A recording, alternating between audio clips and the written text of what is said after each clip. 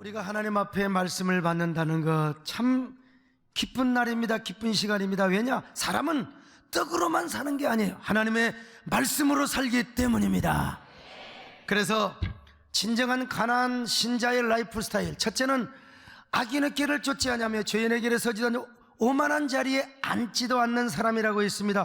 두 번째 라이프 스타일, 하나님의 말씀을 즐거워하며 그 말씀을 주야로 묵상하는 사람이라고 했습니다. 세 번째는 이제는 하나님의 은혜와 축복을 사모하는 사람입니다. 언제나 은혜와 축복을 사모하시기를 바랍니다. 네 번째는 뭐냐? 이제는 제단불에 매이는 삶을 추구하며 살아가는 겁니다. 시편 118편에 보니까 시편 기자가 자신을 구원해주고 형통한 길로 인도해달라고 먼저 기도하고 있습니다. 자, 25절 같이 봅니다. 시작. 여호와여 구하옵나니 이제 구원하소서. 여호와여 우리가 구하옵나니 이제 형통하게 하소서. 여러분, 은혜와 형통의 축복을 구하고 있습니다. 그런데 이 은혜를 어디서 구하고 있느냐? 여호와의 집에서. 여호와의 집에서. 자, 26절입니다. 시작. 여호와의 이름으로 오는 자가 복이 있으며 우리가 여호와의 집에서 너희를 축복하였도다. 여호와의 집에서. 여러분, 오늘 여호와의 집을 찾아왔는데 이 여호와의 집에서 복 받으시기를 바랍니다. 은혜 받으시기를 바랍니다. 여호와의 집은 성전을 말합니다. 오늘날로 말하면 주님의 몸된 교회를 말해요. 그래서 하나님은 당신의 백성들이 복을 주시는데 어디서 복을 주시느냐? 시온에서 복을 받을지어다. 여러분, 여호와의 집, 하나님의 몸된 교회에서 복을 주신다는 거예요. 왜냐? 교회는 우리 성도들에게 있어서 어머니와 같아요. 구원의 통로요, 그리고 축복의 기관이란 말이죠. 그래서 오늘 성경에 보니까 여호와의 집으로 오는 자들을 향하여 빛을 비춰주신다. 은혜의 광채를 비춰주신다는 겁니다. 자, 27절 시작. 여호와는 하나님이시라. 그가 우리에게 빛을 비추셨으니. 여러분 보세요. 하나님의 집에 찾아오는 자, 성전에 찾아오는 자들에게 빛을 비춰주신다는 거예요. 은혜의 빛을 비춰주시고 구원의 빛을 비춰주시며 형통의 빛을 비춰주신다는 것입니다. 오늘날도요, 세상의 어둠 속에 살던 사람들이 주일날 교회에 나오면은 어둠 속에 덮어씌었던 사람들이요, 그냥 빛이 쫙 임하는 거예요. 그러면 어둠이 물러가요. 근심과 염려와 걱정과 그 모든 염려가 다 물러가요. 그리고 교회에 올 때마다 여러분, 하나님께서요 평강을 주십니다. 은혜를 주십니다. 기쁨을 주십니다.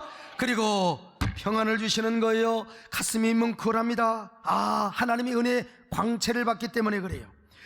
빛을 비침 받는다. 이거는 사실은 성도들이 은혜 받고 그리고 참 아주 형통의 축복을 받고 돌아가는 것을 의미하는 문학적 표현입니다.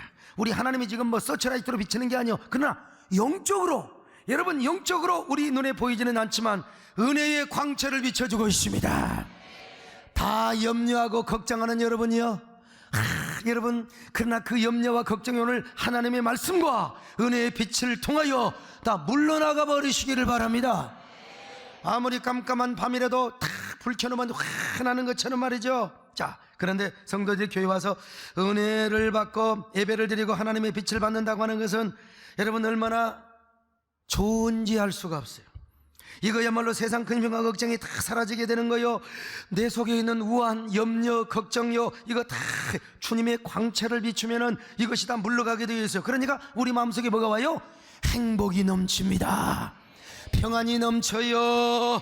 여러분, 행복감이 넘쳐요. 안식을 누리게 되는 거예요. 그러니까 하나님 앞에 예배드리고 은혜 받고 말씀을 듣는 이 순간이 얼마나 좋은지 몰라요. 지금이 딱 좋은 순간입니다. 은혜 받고 구원받는 이 시간이 딱 좋아요.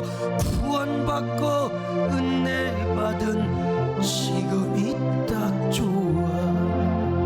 교회 와서 은혜 받은 지금이 딱. 옆 사람하고 어쩌면 그렇게 딱 좋게 생기셨습니까? 자, 이 맛을 아는 사람이요, 아이고 오늘 시간 없으니까 교회 안 나가고 시간 나면 교회 나가, 이런 게 어디가 있어요. 여러분, 날마다 주일 성수를 합니다. 주일만 성수해요. 수요 예배, 금요철이야, 새벽기도 나오는 교회 깊숙하게 오는 거예요. 사실은 여러분, 놀러가기 좋은 때입니다. 또 10월달 단풍 들지요. 또 금요일날 쉬는 날이었죠. 금요일날 놀러가 목요일 저녁에 리조트에 가서 콘도에 가서 고기 구워 먹고, 그러다가 꼭 그런 사람들 치고요 부부싸움 하고 오더라고 보니까요. 갈 때는 기분 좋은데 올 때 막 뒤지게 싸우더라고. 일찌감치 놀러가도 토요일날 교회 와야 돼 여러분요.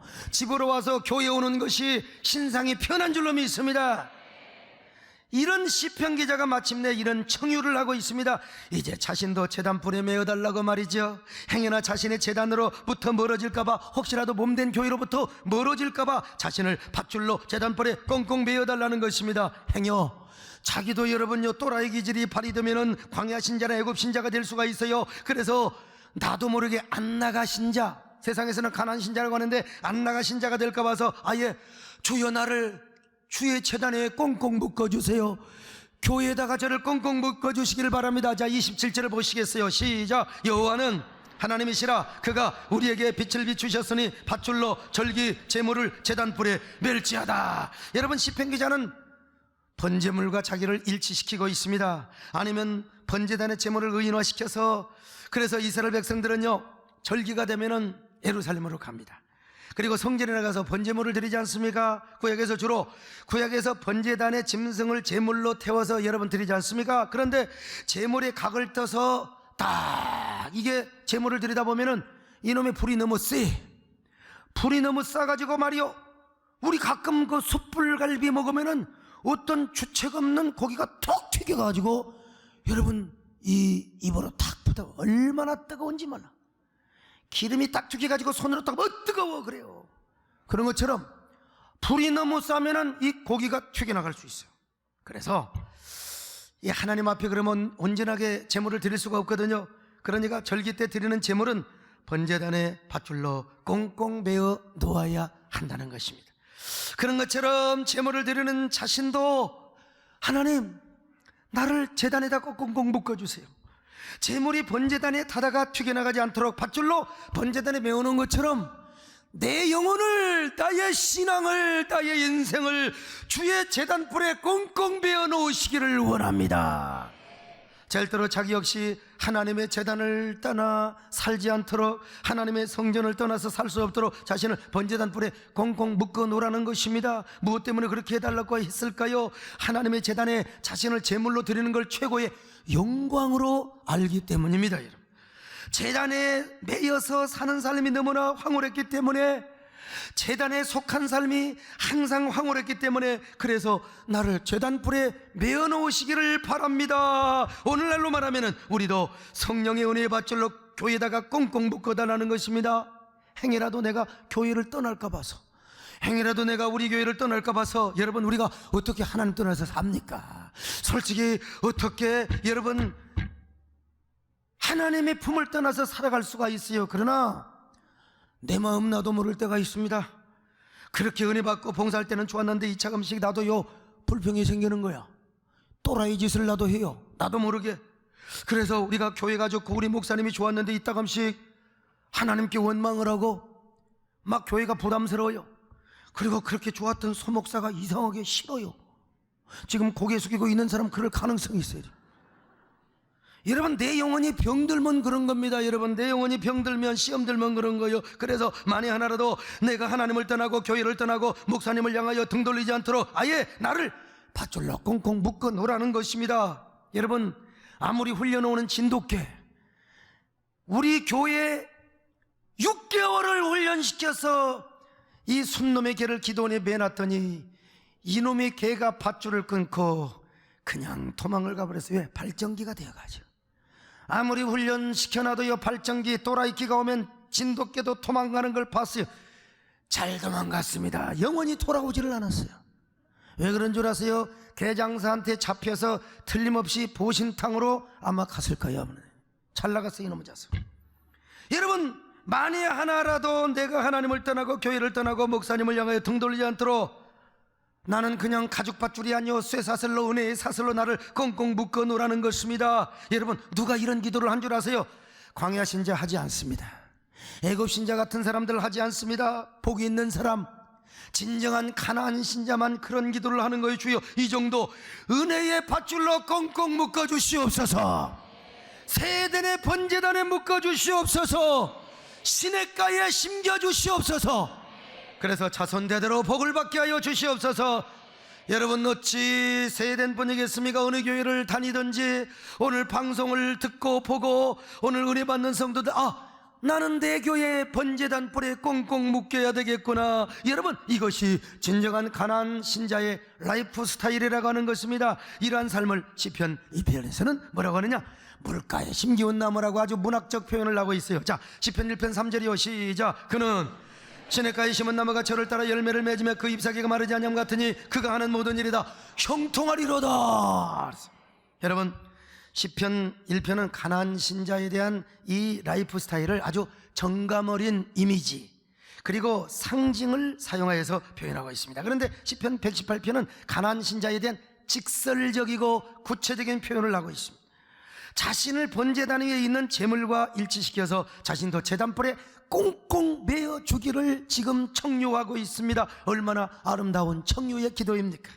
시편 기자는 이러한 표현을 통해서 오고 오는 모든 시대의 성도들에게 누구나 하나님의 진정한 성도 복받는 자는 제단불에 매여 사는 삶을 살아야 되겠구나, 이러한 교훈을 가르쳐주고 있습니다. 여러분, 그래서 진정한 성도라면은 이제 하나님을 확실하게 섬길 뿐만 아니라 교회 소속을 분명하게 해야 된다. 교회 소속을 분명히 해야 될 뿐만 아니라 교회 깊숙이 들어가서 마이너 리그가 아니라 안티가 아니라 언제나 메이저 리그가 되어야 되었어.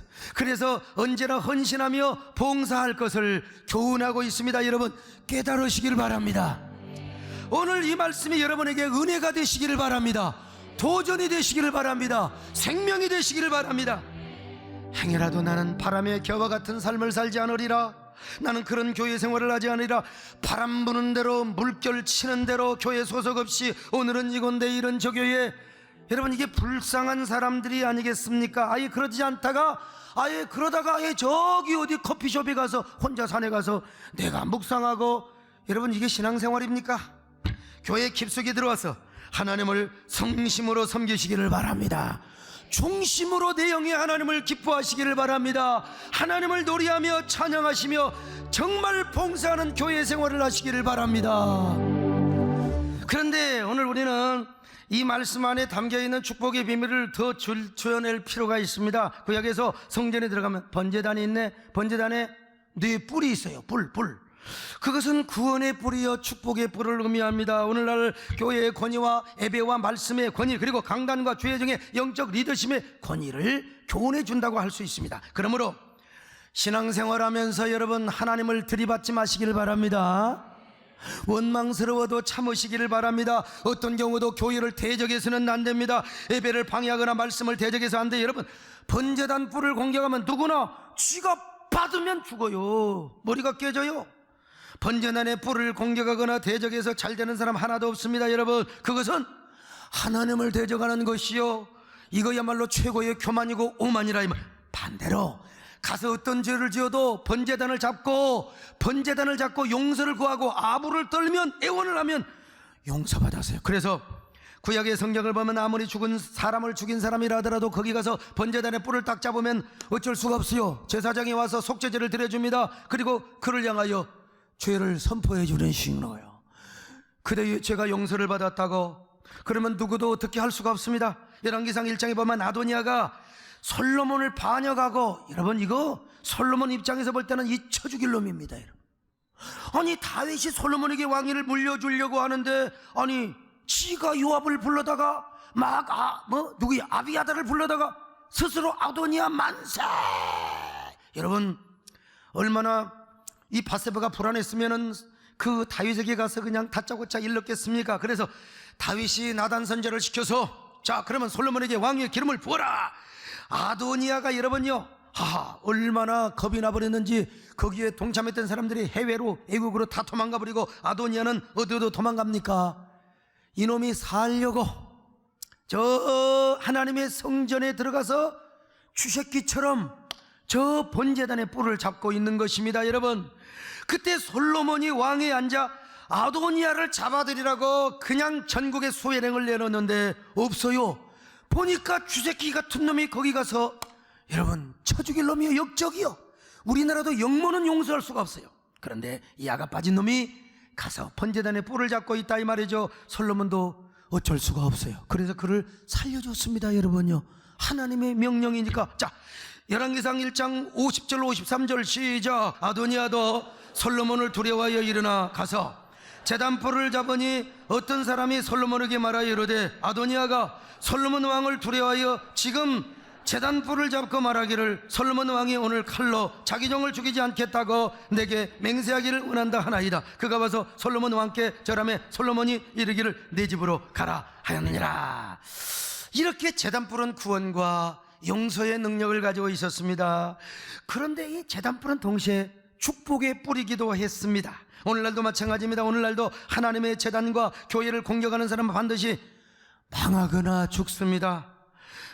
여러분, 하나님의 손에 붙잡힌 주의 종을 공격해도 반드시 망하게 되어 있습니다. 물론 교회가 잘못해요, 목사도 격절로 갈 수 있죠. 건설적으로 빨리 충고해야지요, 빨리 건의해야지요. 그러나 안티 노릇을 한다고 악심을 가지고 악의적인 마음을 가지고 여러분 안티 플레이를 하면 안 된다 이 말입니다. 악의적인 마음을 갖고 부정적인 안티 성향을 가지고 시비를 걸어요. 교회 체제를 전복시키고 교회를 무너뜨리기 위해서 악의적으로 고발을 한다. 이거는 신앙상 맞지가 않아요. 여러분은 고라와 다단과 그리고 아비람과 온역의 반역 사건을 아십니까? 그들은 어느 날 갑자기 모세의 권위와 리더십을 거역하기 시작합니다. 모세, 당신만 하나님의 종이요? 우리도 하나님의 종인데 말이야, 당신 왜 이렇게 높은 체 하는 거야? 요즘 보니까 독일식 기부스를 쫙 그냥 차고 아주 그냥 그걸 뭐라고 합니까? 기부스를 차고 왜 이렇게 목에 힘을 주는지 몰라. 여러분, 모세가 정말로 타일러요. 내가 그렇게 보였다면 미안하구려. 당신들도 하나님의 귀한 종들이지만 그러나 하나님이 나를 세워서 이렇게 여러분들을 이끌고 가나안 땅으로 가게 했는데 여러분들이 나를 도와줘야 되지 않겠어? 제발 나 좀 도와주시오. 그러죠? 우리는 당신의 리더십에 따르지도 않을 뿐만 아니라 영적 권위를 인정할 수도 없어. 가나안 땅에 안 갈 거야? 요즘 말로 말하면 모세에게 그들은 안티 중에 안티 역할을 했던 것입니다. 하나님이 심판을 하신 거예요. 갑자기 땅바닥을 갈라지게 하여서 막 그들과 그들의 가족들까지 다 삼켜버리고 말았지 않습니까? 제단에서 불이 나와가지고, 불이 나와, 제단 뿔에서 불이 팍 나와가지고 세상에 악담에 참여한 250명까지 다 죽여버리고 말았어요. 자, 민수기 16장 31절로 35절이요 시작. 그가 이 모든 말을 마치자마자 그들이 섰던 땅바닥이 갈라지니라. 땅이 그 입을 열어 그들과 그들의 집과 고라에게 속한 모든 사람과 그들의 재물을 삼키매 그들과 그의 모든 재물이 산채로 그 소리에 빠지며 땅이 그 위에 덮이니 그들이 회중 가운데서 망하니라. 그 주에 있는 온 이스라엘이 그들의 부르짐을 듣고 도망하여 이르되 땅이 우리도 삼킬까 두렵다 하고 여호와께로부터 불이 나와서 분향하는 250명을 불살랐더라. 여러분, 이 모습을 본 모세가 여러분 기분이 좋았겠습니까? 저것들 나한테 도전하고 말이야 달아들더니 잘 죽었어 그랬을까요? 모세가 하나님의 종인데 가슴이 미어졌겠지. 가슴이 막 흘러내렸겠지요. 무너지고 말이요, 당신들과 나 사이에 저 불신의 바다가 없었다면, 원망의 바다가 없었다면 그 쓰라린 광야 생활은 없었을 것을. 주의 종을 가슴 아프게 하고 떠나지 마시기를 바랍니다. 제가 이렇게 하면요 설교 내용은 많이 잊어먹는데 이런 건 절대로 안 잊어먹습니다. 여러분, 절대로 안 잊어먹어요. 절대로 여러분 서로가 가슴 아픈 일이 없기를 바랍니다. 할렐루야. 그런데 이 사건 이후에 하나님께서 이스라엘 12지파의 대표자들을 불렀습니다. 지팡이를 가져와라. 지팡이를 하나님의 언약 곁에 뒀어요. 근데 다른 지팡이는 그대로 멜짱했는데 모세 아론의 지팡이만, 여러분, 아침이 되니까 하룻밤 사이에 그 지팡이 바른 지팡이 마른 박대기에서 꽃이 피네. 열매를 맺고 싹이 나는 건 이해가 돼요. 우리 하루아침에 이 자연법칙을 세상에 초월한 거 아닙니까? 자연법칙을요, 자연법칙을 살고 열매가 맺었어요. 이것은 하나님께서 이스라엘 백성들에게 주의 종의 권위와 지도력을 인정해주고 세워주는 것이었습니다. 여러분, 모세와 아론을 내가 특별히 세운 종이니라. 그런데 하나님께서 명령하셨어요. 다른 지팡이 다 가져가라. 그리고 이 모세와 아론의 지팡이만 딱 언약궤 앞에 갖다 두라고 해서 왜 그럴까요? 야, 주의 종을 대적한 패역한 자에 대한 표정이 되게 하셔서 다시는 그런 일이 있어서는 안 되느니라, 다시는 주의 종에 대한 원망과 거역을 그치지 않고 죽지 않게 하려 하기 위해서 하나님은 만 세대에 오고 오는 성도들에게 이 사실을 가르쳐 주도록 하기 위해서요. 자, 민수기 17장 10절로 11절이요. 시작. 여호와께서 또 모세에게 이르시되 아론의 지팡이는 증거기 앞으로 돌아가져다가 거기 간직하여 반역한 자에 대한 표징이 되게 하여 그들로 내게 대한 원망을 그치고 죽지 않게 할지니라. 모세가 그와 같이 하되 여호와께서 자기에게 명령하신 대로 하였더라. 여러분, 오늘날 진정한 가나안 신자는 그래서 교회를 대적하거나 쓸데없이 목사와 원수 맺을 필요가 없어요. 자기 마음이 안 든다고. 그러나 요즘 시대적인 트렌드는 그게 아니에요. 이 민주화가 잘못된 길로 가거나 네오막시즘 사상 때문에 교회가 엄청난 타격을 받고 있어요. 물론 교회다워야 되고 목사가 영적 리더십을 바로 행사해야 되지. 높은 도덕성과 윤리성을 발휘해야 되지 않겠습니까? 그러나 분명한 것은 여러분, 신앙의 본질을 붙잡으시기를 바랍니다. 그래서 록펠러 어머니는 록펠러에게 그런 유언을 남겼어요. 어떤 경우도 11조 잘할 뿐만 아니라 교회를 대적하지 말아라. 어떤 경우도 목사님과 원수 맺지 말라고 유언을 남겼습니다. 여러분, 우리 교회 김원규 장로님이 계세요. 김원규 장로님도 훌륭하시지만 김원규 장로님 저 보세요. 저 대머리 클럽 회장입니다. 우리 교회. 그 아버님이신 고 김기엽 장로님은 정말 훌륭하신 분이세요. 그분은 저 정읍신태인에서 구세약국을 하셨어요. 옛날에 지방에서 약국을 하면 지방의 유지입니다. 그 장로님은 교회를 지극히 잘 섬기고 하나님의 종을 하늘처럼 모셨습니다. 옛날 가난한 자들이 약국에 왔을 때 가난한 자들은 약값을 안 받았어요. 옛날에 여러분, 요즘은 뭐 약이 흔하지만 옛날에 약이 얼마나 귀했어요.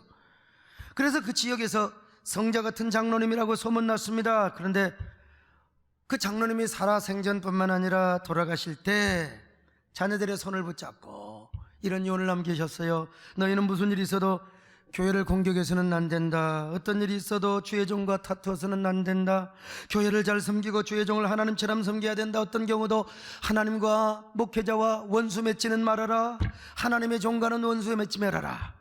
그분이 돌아가시려고 하자 목사님이 교회장으로 장례를 치르겠다고 장로님 시신을 모셔다 놓고 예배당에서 발인 예배를 드리겠습니다. 그러자 죽기 전에 목사님에게 간절히 눈물로 부탁을 했다는 거예요. 목사님 대 부정한 시체를 왜 하나님의 성전에까지 들여보내겠습니까? 절대로 안 됩니다. 내가 죽어도 하나님의 교회에 누를 끼쳐서야 되겠습니까? 참 훌륭하신 장로님이지요.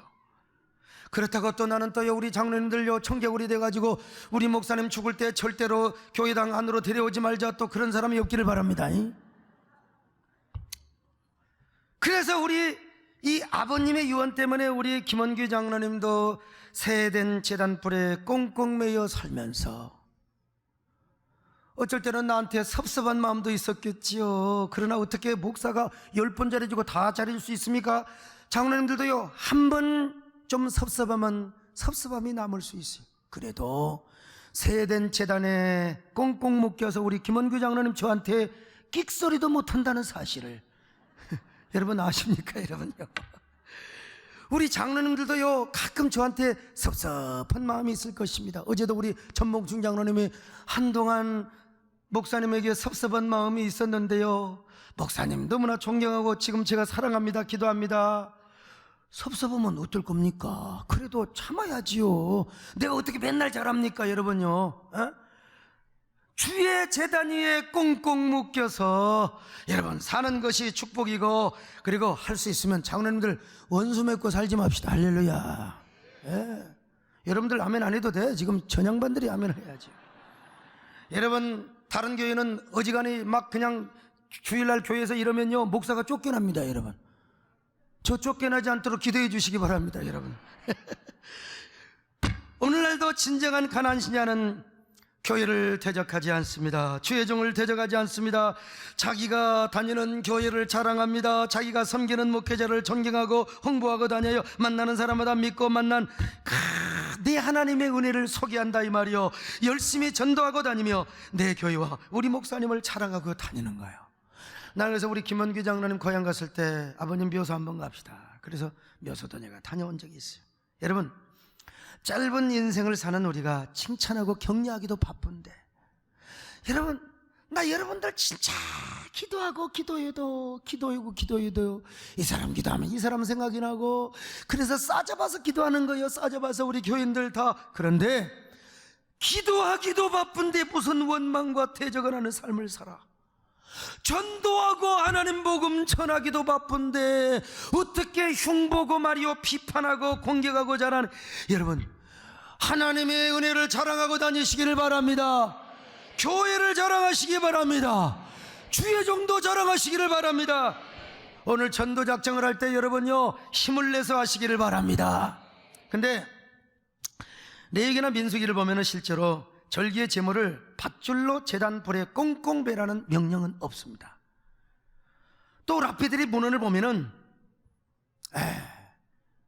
그런 기록이 없어요. 나중에 이 시편 118편 27절을 근거로 해서 제물을 죽이기 전에 제단 불에 묶었다는 기록은 있습니다. 제물에 흠이 없도록 하기 위해서요. 자, 그렇다면 이 표현은 시편 기자의 아마 시적이고 문학적 표현일 가능성이 높습니다. 그러니까 그 제물에 그 불에 타는 것처럼 내가 제물과 일치되고 아이덴티피케이션, 뭐라고 그래요? 동일시에서 내가 그 제물이 되는 거예요. 내가 제물이 되어서 불에 타면, 이건 시적 표현이죠. 불에 타면 얼마나 뜨거워. 내가 튀기고 도망갈 수 있으니까 나를 꽁꽁 베어주라는 것입니다. 그래야 온전한 제물로 하나님께 드려질 것 아니겠으며, 오늘날로 말하면 나도 모르게 교회를 떠나거나 교회를 공격하는 또라이 짓을 할 수가 있어요. 여러분, 내 목회하다 보면 참 내가 그 사람 믿었는데, 아니 어떻게 그럴 수가 있어요. 어둠의 영에 덮어 씌우면 그렇게 좋아하고 사랑했던 교회 나도 모르게 원수 노릇한 것을 봐요. 가끔 집회 다니며 그런 소리를 듣습니다. 목사님, 내가 그 사람 믿었는데. 그런 사람이 가끔 왜 그래요? 어둠의 영에 덮어 씌우면 그러는 겁니다. 그래서 1분 1초도 또라이 짓을 하지 않도록 하기 위하여 아예 자신을 밧줄로 매라는 겁니다. 주의 은혜에 사슬이 되어서 나를 메어주시기를 원합니다. 여러분, 용서하고 들으세요. 저는 이런 말씀을 할 때마다 몇 년 전 우리 교회 제가 진짜 사랑하고 아꼈던 장로님, 주일날 다른 나라로 레저 여행을 가서 돌아가셨던 가슴 아픈 기억. 자, 시골 양반이 급사부터 시작해서 1000억대의 재산을 모았으면 대단한 사람입니다. 중견기업가요. 저는 이분의 장례식을 한 후 몇 달 동안이나 매일같이 장로님의 꿈을 꾸었습니다. 제 목회에 얼마나 큰 충격이 되고 얼마나 도전이 되었으면 그랬겠습니까? 내가 육두문자를 써서까지도 그 장로님을 잡아놨으면 오늘 지금 여러분 함께 예배드리고 있을 거 아니겠습니까? 회사 일로 간다고 해서 결국은 내가 졌어요. 몇 번을 잡고 주일날 태폐기도인데 그러면 안 됩니다. 성령의 감동으로 그러면 안 됩니다. 여러분, 나는 성령의 감동으로 좋게만 말했어요. 내가 진짜 육두문자 쓸 수도 있는 사람 아닙니까? 제 성질 알잖아요. 그렇게라도 제가 그분을 잡아맸어야 되는데, 그분을 살리려고 대한민국에 있는 백 없는 백 다 써서 전 세계를 띄우게 했지만 결국 돌아가셨어요. 나는 깨달았습니다. 성도들을 더욱 제단불에 묶는 목회를 해야 되겠구나. 여러분, 제단불에 매이시기를 바랍니다. 매이기 싫어도 매이시기를 바랍니다. 그것이 복입니다. 여러분, 담임 목사의 영적 리더십에 순응하시길 바라고 부교육자들의 모든 가르침을 순응하시기를 바랍니다. 세대께 소목사는 맨날 제단불에 묶어놓는다고 푸념하지 마세요. 원망하지 마세요. 그것이 복입니다. 할렐루야. 그것이 은혜입니다. 옛날 우리의 신앙의 선배들은 타이거 스타일로, 아니 여러분요, 이걸 뭐라고 합니까? 이 서바이벌 신앙생활을 했어요. 요즘은 스칸디 시대가 와가지고 그냥 먹고 마시고 놀고 말이요, 인생을 관조하고 인생을 엔조이하고, 이런 풍조에 너무 밀리지 마세요. 여러분, 평일 때는 많이 노세요. 놀러 가세요. 그러나 주의 제단에 매이는 삶을 사시기를 바랍니다. 이런 사람에게 언제나 하나님이 내 편이 되어 주십니다. 여러분, 하나님은 언제나요 이런 사람에게 뭐라고 말씀하십니까? 내 편이 되어 주신다. 오늘 6절의 말씀을 보실까요? 시작. 여호와는 내 편이시라 내가 두려워하지 아니하리니 사람이 내게 어찌할까? 두려움이 없습니다. 걱정이 없어요. 무슨 일을 만나든지 만사형통합니다. 여호와 하나님이 내 편이 되시는데 사람이 내게 어찌할 것인가? 여러분, 제가 여러분 어제 수상을 할 때 나보다 못생긴 사람이 있어서 참 위로가 되더라고요. 나보다 보니까 잘생겼더라고 보니까요. 근데 또 더 잘생긴 사람 옆에 보면은 참 이게 참 장배주같이 생겼어요.